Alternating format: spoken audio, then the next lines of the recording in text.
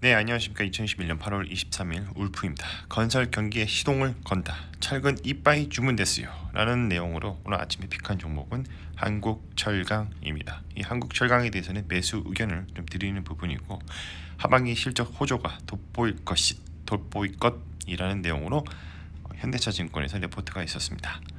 수렴점에 모아가는 주가의 흐름을 좀 보여주고 있는데요. 이게 하단의 반등 시에 좀 매수가 좀 유효해 보인다는 의견을 드리면서 오늘 이야기 이어가 보도록 하겠습니다. 투자 아이디어로는 인프라 건설 투자의 재조명이 이루어질 것이다. 지금은 약간 정치적으로 뭐 혼란기까지는 당연히 아니고요. 대선을 앞두고 있기 때문에 여러 대선 후보들의 그런 의견들이 종종 올라오고 있습니다. 뭐 이재명 테마주도 있고 윤석열 테마주도 있고 또 이제 뭐 이낙연 이런 테마주들이 좀 가끔씩 슈팅을 주고 있죠. 무엇보다도 이제 정권이 초기에는 항상 건설 경기 그런 인프라 투자에 대해서 좀 많은 그러한 그 이슈들이 발생하기 때문에 한국철강이 이런 이슈에 한몸 받으면서 모멘텀을 가지고 주가가 상승할 수 있는 가능성이 충분히 있다는 것이죠.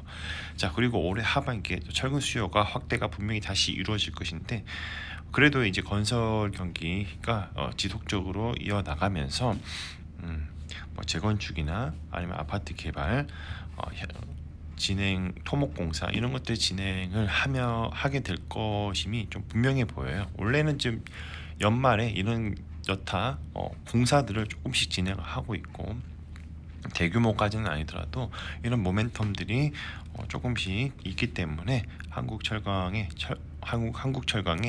그러한 철근들이 많이 필요로 할 것이다.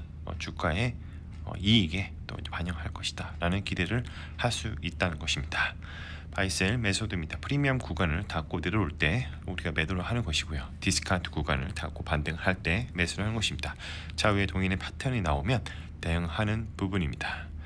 바이 포인트, 셀 포인트입니다. 일단 수렴점에 모아가는 흐름을 보여주고 있다. 그리고 하단 반등 시 매수가 유효한다는 건데, 이 수렴점이라는 것은 검은색 하락 추세선을 맞고 내려오는 흐름을 보여주고 있고, 이 파란색 선에서 한번 반등을 줬어요.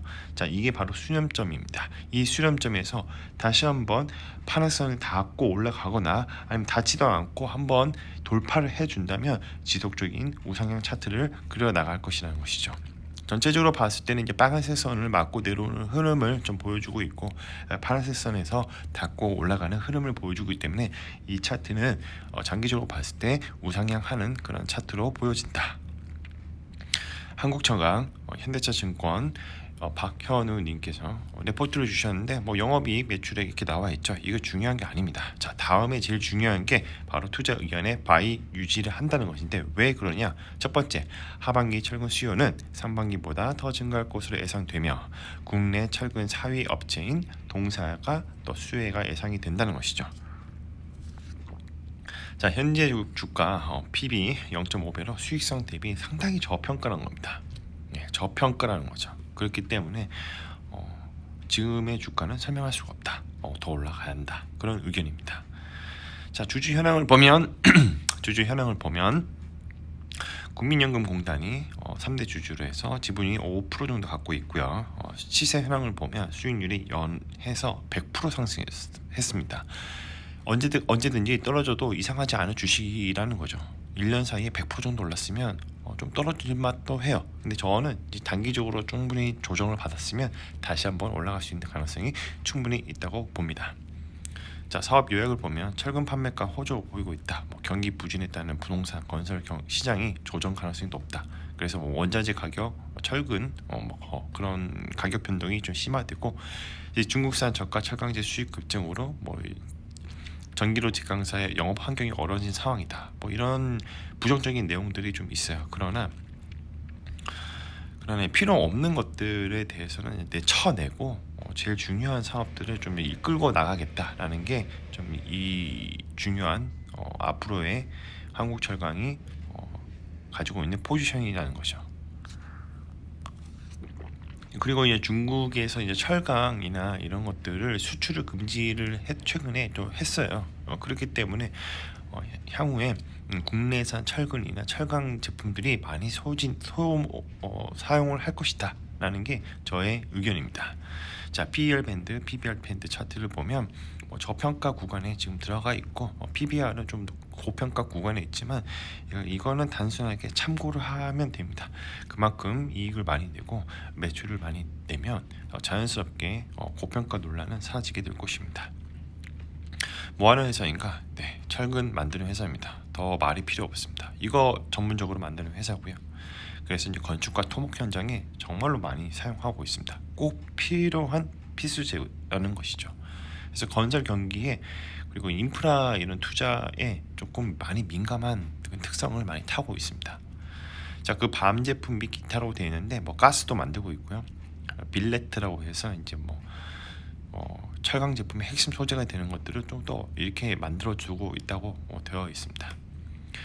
자, 건설업에 사용되는 철근 생산 판매를 하고 있으며 각 제품 매출별 매출액 그리고 총 매출액이 차지한 비율은 다음과 같다고 되어 있죠. 자, 제품으로 보면 철근이 무려 이 회사의 매출 비율의 97%를 차지하고 있습니다. 자, 그리고 주요 제품이 가격 변동을 보면 점점 가격이 상승하고 있다는 것을 알 수가 있죠. 내수 판매이긴 하지만 톤당 가격이 좀 많이 올라가고 있습니다. 자, 가동률을 보면 평균 가동률이 87.52%로 되어 있어요. 이게 무엇을 의미하냐? 거의 풀가동이라고 보시면 됩니다. 90%에 가까우면 풀가동이나 다름없습니다. 매출 실적을 보면요, 자, 단조는 아예 정리를 한 것 같아요. 철근만 지금 집중해서 올인하고 있는데 12기, 13기가 앞자리가 5자로 시작하는데 얘는 벌써 반기가 3자리로 끝나요. 그러면 대충 곱하기 2배를 해도 6자리를 찍을 수 있다는 거죠. 자, 지역 부문별 매출 실적이 나와 있는데 이제 차이나 이렇게 되어 있고 거의 내수 시장 위주로 이 회사가 돌아가고 있다라고 생각하시면 됩니다. 자, 수주 상황을 보면 조달청으로 이제 거래가 돼서 납기가 22년 3월 25일 이렇게까지 납기가 할 예정이다. 수주 잔고는 이 정도 남아 있다. 이 납품액은 이미 많이 납품을 했고 아마 3분의 1 정도가 남아 있다는 것을 보여주고 있습니다. 시장 점유율 보면 적어요. 상대적으로 좀 적어 보이는데 9% 정도면 10분의 1 정도 차지하고 있으니까 나쁘지 않다. 긍정적으로 생각할 수 있는 부분이 좀 충분히 있다고 말씀을 드리고 싶습니다. 자, 저의 코멘트는 건설 경기 기초자재 수급 이제부터 천천히 다시 한번 살펴볼 때이고요. 다시 한번 또 언급을 드리지만 정치 테마적인 측면도 없잖아 있다. 건설 경기는 항상 정치 테마의 꽃이라고도 불리기도 합니다. 그렇기 때문에 거기에 관련된 수혜주로 한국철강의 철근이 또 많이 부각이 될 것이라는 거죠. 마무리하겠습니다. 가격은 어떻게 결정되는가? 수요와 공급의 법칙을 따르게 되는 것이고요. 리얼 옵션에 발생하게 되면 가격의 이슈가 발생하게 되고 주가는 계단식 가속화가 발생하게 됩니다. 가격이 바뀌면 사람들의 생각이 바뀌게 되겠죠. 그리고 결국 시간이 지나면 주가의 흐름은 원래 펀더멘탈로 수렴하게 되는데 이를 리얼 옵션의 만기라고 합니다. 전제 조건은 모든 가격은 시간에 종속되어 있으며 이 세상에는 영원한 것은 없고 역사는 반복됩니다. 절대로 시장을 이기려고 하지 말고요. 미스터 마켓은 항상 옳다는 생각을 가지자입니다. 자, 오늘은 한국철강에 대해서 말씀드려봤고 하반기 실적 호조가 돋보일 것이라는 내용으로 현대차증권에서 레포트가 있었습니다. 자, 수련점에 모아가는 주가의 흐름을 좀 보여주고 있고 하단의 반등 시 매수가 유효해 보인다는 의견으로 오늘 이야기 여기서 마무리하도록 하겠습니다. 컨텐츠가 좋았다면 구독과 좋아요, 알람 설정 부탁드립니다. 오늘도 들어주셔서 감사합니다.